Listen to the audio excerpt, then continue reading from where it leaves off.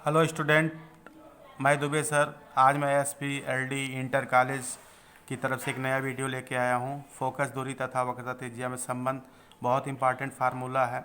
यहाँ पे देखिए, ये आपका अवतल दर्पण है। यहाँ से देखिए आपतित किरण जा रही है, दर्पण से टकराई, इसके पश्चात परावर्तन हुआ। परावर्तन के बाद ये फोकस से होकर के जाती है और ये किरण वक्रता केंद्र से जाती है, तो आप जानते हैं उसी दिशा पे वापस लौट जाती है। और यहाँ पर हम फोकस दूरी और वक्रता त्रिज्या के बीच हम रिलेशन संबंध स्थापित करने जा रहे हैं। तो यहाँ से आप देख सकते हैं, सबसे पहले आप देखिए कि परावर्तन के नियम से आप जानते हैं कि आपतन कोण और परावर्तन कोण आपस में बराबर होते हैं। तो पहली बात तो परावर्तन के नियम से देखिए, परावर्तन के नियम से क्या होता है कि आपतन कोण और परावर्तन कोण आपस में बराबर होता है। आपतन कोण की बात करें तो हमारा कोण ए बी सी है, कोण ए बी सी यही बराबर हो गया परावर्तन कोण यानी सी बी एफ के। अब आपके मन में प्रश्न ये उठता होगा कि आपतन कोण कैसे हुआ, क्योंकि आप देखिए ये आपकी आपतित किरण है और ये अभिलंब कोण है। तो आपतित किरण और अभिलंब के बीच के कोण को आपतन कोण कहते हैं। ये आपकी परावर्तित किरण है, परावर्तन के पश्चात जा रही है। परावर्तित किरण और अभिलंब के बीच के कोण को परावर्तन कोण कहते हैं। तो इसीलिए ये हमारा आपतन कोण बना कोण ए बी सी और परावर्तन कोण हमारा बन गया आपका, देख सकते हैं आप, सी बी एफ। ये तो आपका पहली बात हो गई।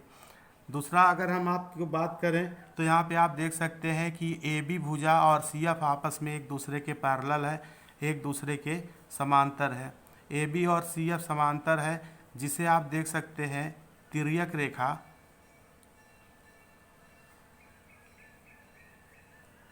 जिसे तिर्यक रेखा बी सी काटती है।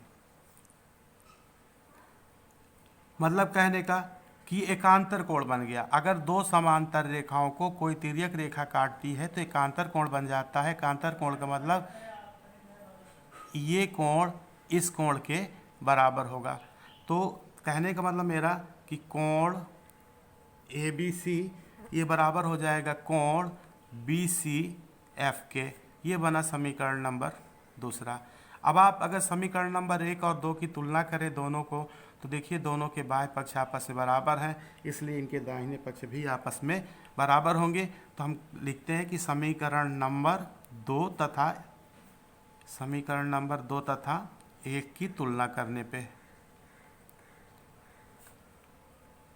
अब देखिए हम तुलना कर रहे हैं तो दाहिना ये आपका बी सी एफ हो गया, यही बराबर कोण हो गया सी बी एफ। अब आप बी सी एफ की बात करें तो कोण सी बीच में है। आप देखिए ये है बी सी एफ, ये कोण सी है। आप देखिए कोण सी के सामने कौन सी भुजा आती है, आपको साफ साफ बी एफ दिखेगा ना। कोण ये कोण सी है भाई, एक लाइन ये चली गई, एक लाइन ये चली गई, तो बीच में भुजा क्या बचा, बी एफ। तो यहाँ पे हम बी सी एफ के सामने बी एफ लिख देते हैं। और यहाँ बीच में कोण देखिए सी बी एफ है, ये सी है, ये बी है और ये एफ है। तो इसके सामने आप देखिए तो आपका क्या बनता है, सी एफ भुजा सामने आती है, यानी हम कह सकते हैं कि बी एफ बराबर सी एफ हो गया। और इसी तरह आप इसको देखिए, ये दर्पण का चूंकि बिंदु बी जो है यहाँ पर देख रहे हैं, तो यहाँ पे हम लिख देंगे कि दर्पण का द्वारक बहुत छोटा है, इसलिए बिंदु बी पर ना होकर पी पर होगा। चूंकि दर्पण का द्वारक बहुत छोटा है, द्वारक विशेष का मतलब होता है व्यास से, दर्पण का द्वारक बहुत छोटा है, इसलिए बिंदु बी पी पर होगा। जब बी पी पर होगा तो इसको हम लिख देंगे पी एफ बराबर सी एफ। अब क्या करेंगे, दोनों पक्षों में हम पी एफ जोड़ देते हैं। दोनों पक्षों में, बाईं तरफ और दाहिनी तरफ दोनों तरफ बात करते हैं, दोनों पक्षों में पी एफ जोड़ने पर जब हम जोड़ेंगे तो क्या हुआ, पी एफ बराबर C F plus P F, यही बना 2pf बराबर C F plus P F. अब यहाँ देखिए पी एफ की यदि हम बात करें, चित्र परिपाटी से चलते हैं, पी एफ, पी से एफ तक की दूरी फोकस दूरी कहती है, जिसे हम एफ से प्रदर्शित करते हैं। तो चूंकि ये बाईं ओर है इसलिए माइनस एफ हो जाएगा, तो ये -2f बन गया। सी एफ देखिए, सी से एफ तक की मुझे इतनी दूरी चाहिए सी एफ, और दर्पण के ध्रुव से चाहिए, इसलिए जब ये पूरी दूरी में से इधर की दूरी हम घटा दें, यानी P से C तक की दूरी है और इससे P से F तक की दूरी को घटा दें, जो बचेगा तभी ये CF आएगा, ठीक है ना। तो इस तरह से हम निकालते हैं। तो पूरी दूरी का मतलब PC हो गया, माइनस ये दूरी घटाना है माइनस PF हो गया। चूंकि आपतित किरण के बाईं ओर नापी गई दूरी ऋणात्मक होता है इसलिए यहाँ पर ऋण चिन्ह लग जाएगा। तो ये बन गया मेरा -R - F प्लस PF की जगह ये आपका -F ही होगा। अभी आपका -2F है, यहाँ देखिए ब्रैकेट खोल दीजिए, तो -R हुआ, यहाँ माइनस है यहाँ माइनस है, चिन्ह बदला, प्लस F हो गया, प्लस माइनस का माइनस F हो गया, तो F से F कैंसिल हो गया। तो आप देखिए आपका हुआ -2F = -R, माइनस से माइनस कैंसिल हो गया, तो F = R/2। इस तरह से हम कह सकते हैं कि फोकस दूरी वक्रता त्रिज्या की आधी होती है।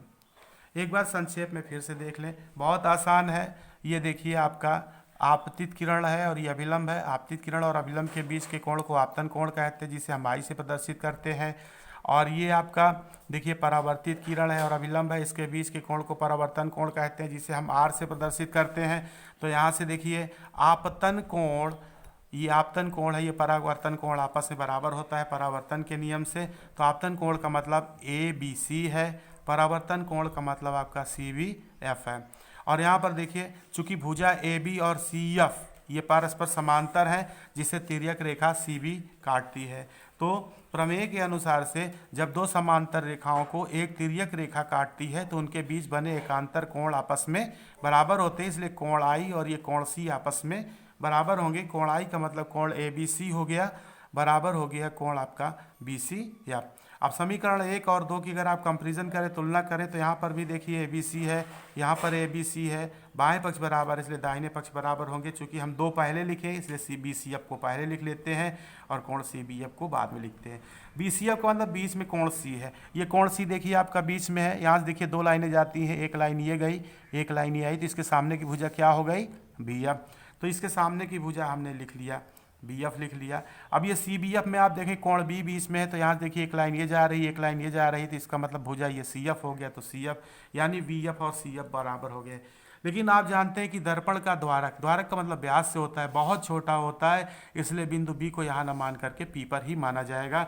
इसलिए BF की जगह हम इसको जो है PF लिख देते हैं, B के स्थान पे P आ जाएगा और बाकी F के प्लेस पे FI है। अब दोनों पक्षों में PF जोड़ देते हैं, इधर भी PF जोड़ते हैं, इधर भी PF जोड़ते हैं। तो PF में PF जोड़ेंगे तो 2PF हो गया, ये आपका CF प्लस PF है।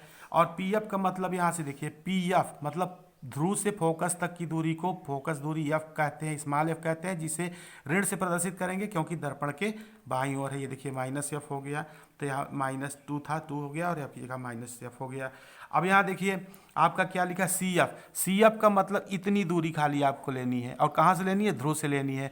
तो ये पूरी दूरी जो PC है भाई, इतनी दूरी में से जब इस दूरी को माइनस करेंगे तब इधर की दूरी आएगी, तो ये हो गया PC - PF। लेकिन चूंकि बाईं ओर है दर्पण के ध्रुव के, तो चिन्ह परिपाटी के हिसाब से माइनस होगा। फिर ये और P से C तक की दूरी, P से C तक की दूरी को हम वक्रता त्रिज्या कहते हैं और ये R होता है। तो यहाँ पर ये R हो गया। P से F तक की दूरी फोकस दूरी है, -F हो गया। यही मान को उठा करके यहाँ पे मैंने रख दिया। तो देखो CF की जगह मैंने लिखा माइनस, फिर ब्रैकेट में R - F है उसको लिख दिया, फिर प्लस PF का मान है -F लिख दिया। अब यहाँ पे क्या करते हैं? ब्रैकेट खोलते हैं, माइनस चिन्ह बाहर है तो अंदर चिन्ह बदल जाएंगे। तो ये प्लस था माइनस हो गया, ये माइनस है प्लस हो गया, और प्लस माइनस का माइनस हो गया, F से F कैंसिल हो गया। तो इस तरह से देखिए -2 ये बराबर -R हुआ, तो माइनस से माइनस कैंसिल हो गया, तो ये बराबर R/2 हो गया। इस तरह से आप देख सकते हैं, तो इस तरह से आप देख सकते हैं कि फोकस दूरी तथा वक्रता त्रिज्या का जो रिलेशन है वो आपके सामने आ गया। थोड़ी सी बात आपको और बता देता हूँ कि दूरी मापने का जो चिन्ह परिपाटी होता है उसके हिसाब से आपको बता दूं कि सारी जो वस्तु भी होती है वो दर्पण के बाईं ओर, यानी ये ध्रुव के बाईं ओर मानी जाती है। जैसे ये ध्रुव है, इसके बाईं ओर ही वस्तु को माना जाएगा। दूसरी बात, सभी दूरियां दर्पण के, कोई भी दूरी चाहे यहाँ से इसको नापिए, चाहे इसको नापिए, चाहे जो भी नापिए, दर्पण के ध्रुव से ही सारी दूरी नापी जाती है। अभी मैंने उस हिसाब से किया भी है। तीसरी बात, आपतित किरण की दिशा में मापी गई दूरी धनात्मक होती है, यानी इस तरफ की दूरी नापेंगे तो धनात्मक होगी, और इस तरफ से इस तरफ आएंगे यानी आपतित किरण के विपरीत दिशा में आएंगे तो दूरी ऋणात्मक होगी। मुख्य अक्ष के ऊपर की ओर अगर कोई वस्तु रखा है तो उसको धनात्मक माना जाएगा, नीचे की ओर कोई वस्तु है तो उसको ऋणात्मक माना जाएगा। ये चीज़ें आप यहाँ पे स्पेशली देख सकते हैं। और इसके बाद आपको कुछ एक्स्ट्रा जानकारी दे देता हूँ कि दर्पण से वस्तु की दूरी को सदैव u से प्रदर्शित करते हैं, और इस चिन्ह परिपाटी के अनुसार ये मान सदैव ऋणात्मक होगा। फिर से सुने, दर्पण से वस्तु की दूरी u होगा, माइनस में होगा। दर्पण से प्रतिबिंब की दूरी को हम v से प्रदर्शित करते हैं, और वास्तविक प्रतिबिंब के लिए v का मान ऋणात्मक और आभासी प्रतिबिंब के लिए धनात्मक होगा। यानी जब दर्पण के पीछे की ओर बनेगा, इस साइड चिन्ह बनेगा तो वहाँ पे धनात्मक होगा, और इस साइड प्रतिबिंब बनेगा तो ऋणात्मक होगा।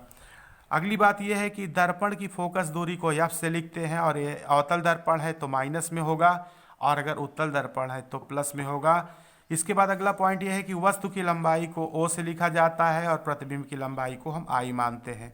अवतल दर्पण में वस्तु और प्रतिबिंब की न्यूनतम दूरी 0 होती है। अवतल दर्पण में प्रतिबिंब वास्तविक बनता है, और यदि u ग्रेटर देन f से है तो यहाँ पर देखिए आभासी प्रतिबिंब बनेगा। तो इस तरह से आज बस इतना ही। अगले वीडियो में हम फिर आपसे मिलेंगे, और SP LD जो हमारा इंटर कॉलेज है इसके हिसाब से आपको बराबर वीडियोस हम आपको उपलब्ध कराते रहेंगे, और आप बहुत अच्छे से इसका अध्ययन करें। जहाँ कहीं दिक्कत हो आप कमेंट बॉक्स पे जा कर के लिख सकते हैं। और आपको आज इस वीडियो के लिए देखने के लिए बहुत बहुत धन्यवाद। Thank you for watching this video.